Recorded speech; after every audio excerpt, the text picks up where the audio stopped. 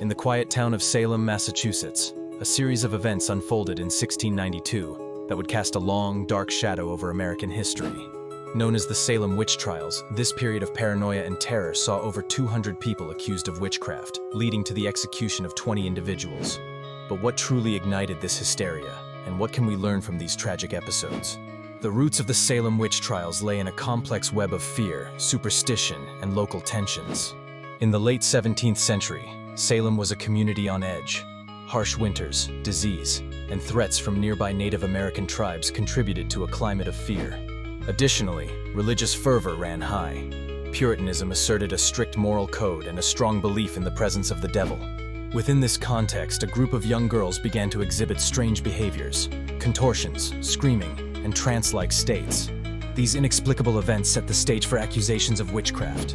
It all began when two young girls, Betty Paris and Abigail Williams, the daughter and niece of Reverend Samuel Paris, started to act bizarrely.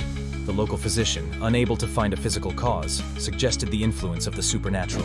Soon after, the girls accused 3 women of witchcraft: Tituba, a Caribbean slave; Sarah Good, a homeless beggar; and Sarah Osborne, a frail, elderly woman.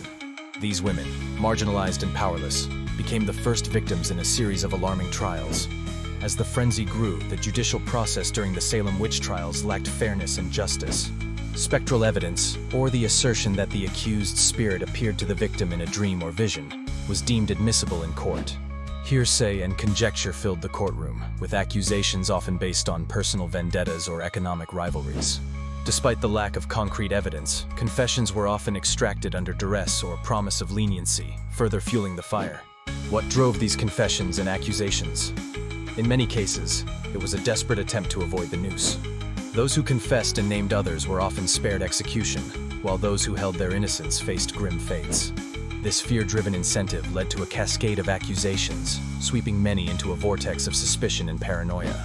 By the time the trials ended in early 1693, 19 people had been hanged, and 1 had been pressed to death with heavy stones.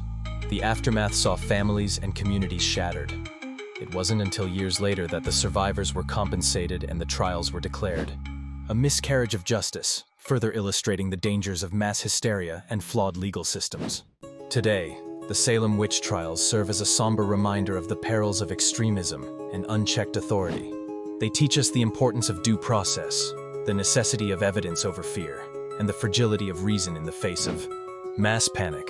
As we explore these shadows of the past, let us reflect on the lessons learned and strive to prevent such tragedies from occurring again. The echoes of Salem continue to resonate, urging us toward a more just and rational world.